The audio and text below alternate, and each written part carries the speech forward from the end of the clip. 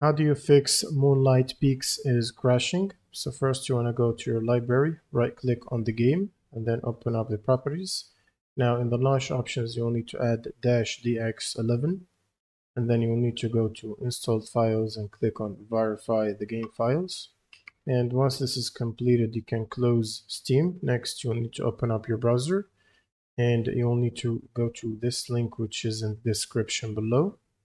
Now from the table right here, you will need to download and install the 86 and the 64 installers, both of them. And once you finish the installation, this will require a computer restart. So right after the restart, what you need to do as well is update your GPU driver. So if you're using an NVIDIA GPU, you will need to get the NVIDIA app, which is this one. Otherwise, you can use the AMD software if you're running AMD. And from the drivers, you will need to check for the latest available game ready driver and make sure to download it and install it. And once you finish the installation, all you need to do is launch Steam as admin, right click and run as admin, and then just launch the game from your library. And this should solve the crash problem. Thanks for watching and subscribe.